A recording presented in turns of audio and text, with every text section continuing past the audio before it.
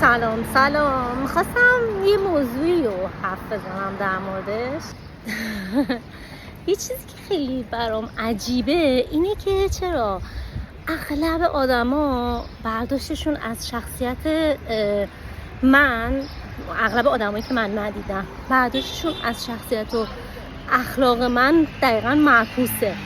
همه فکر کنن مثلا من آدمیم که با همه دعوا دارم، میخوام دعوا رو بندازم، عصبیم مثلا، در صورتی که واقعا اینجوری نیست. یعنی من میدونم علتش چیه. چند وقت پیش اتفاقی برام افتاد، خیلی نشستم به این موضوع فکر کردم.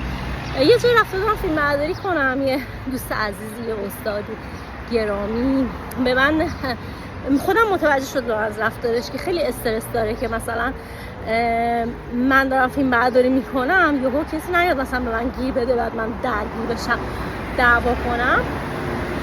و آخر خودش به زبون گفت بهم. اون لحظه خب خندیدم و اوکی بودم و فلان و دوستان برام مثل جوک بود، چون عادت شده خیلی ها این فکر رو در مورد من میکنم.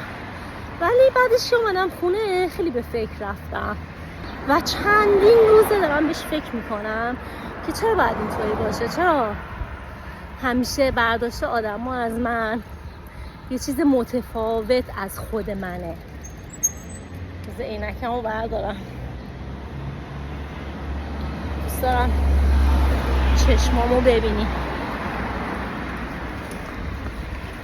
همیشه برداشت آدمایی که منو تا الان نزدیک ندیدن خیلی با اون چیزی که من هستم متفاوته. همه اغلب مثلا فکر میکنم من خیلی آدم بد اخلاقیم و همش میخوام دعوا کنم، در صورتی که واقعا اینطوری نیست. من اون بعد اجتماعی من به عنوان فعال زنان، به عنوان فعالی که خب همیشه برای حقش جنگیده و تو این جنگیدن ها، توی این مبارزه کردن ها خیلی وقتا درگیری لفظی براش پیش اومده، درگیری فیزیکی براش پیش اومده.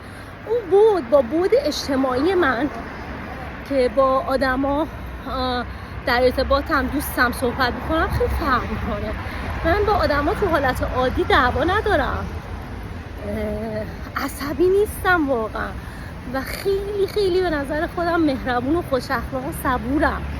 دوستی‌هایی که من دارم همیشه طولانی ترین دوستی و عمیق ترین دوستیه، چون اولین که خب من خیلی سریع با همه، اخیراً اینجوری شدم و خیلی سریع با همه وارد رفاقت صمیمی نمیشم. با همه یک دوستی معمولی اجتماعی رو نگه میدارم و وقتی میبینم مثلا یه سری برخی از آدم ها خصوصیات اخلاقشون، فازشون و اون فضای فکری و ذهنی و همه چیشون به من نزدیکه، خب باشون وارد دوستی صمیمانه تری میشم و توی رفاقت صدم رو میذارم. خیلی مهربونم، خیلی صبورم و اصلا آدم نقنقویی نیستم، قربه زنی نیستم، آدمی که هی بخواد مثلا این فازای آی بی معرفتی، آی فلانی. همیشه من توی دوستی پیش قدم میشم، همیشه من پیشنهاد میدم بریم بیرون، مثلا خیلی وقت همون ندیدیم، همیشه مثلا من پیش قدم قرار گذاشتن میشم و برای این پیش قدم شدن هیچ وقت منتی رو سر کسی نمیذارم، چون خودم دوست دارم و پذیرفتم. میدونم آدما همه گرفتارن، همه شخصیتشون با هم دیگه فرق میکنه، مثل هم نیستن و خیلی صبورم، خیلی اشتباهات آدما رو میبخشم، از کنارش رد میشم، در موردش صحبت میکنم. هیچ وقت وقتی یه اشتباهی یا ناراحتی پیش میاد دعوا رو نمیندازم، هیچ وقت که نه. یعنی اغلب اوقات دعوا رو نمیندازم مگه اینکه اون موضوع خط قرمز من باشه و باز هم دعوا رو نمیندازم. کار تموم.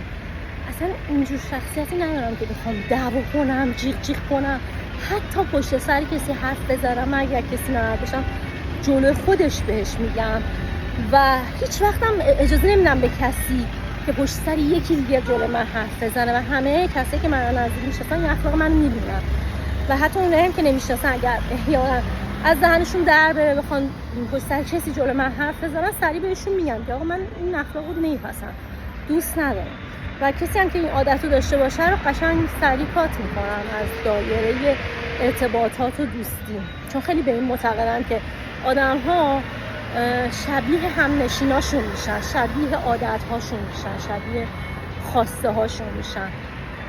و همین میخواستم فقط اینو بهتون بگم که واقعا من از نزدیک آدم ترسناک و دعوایی نیستم، مثل یه آدم معمولی هم، مثل همه شما هستم. دوست دارم.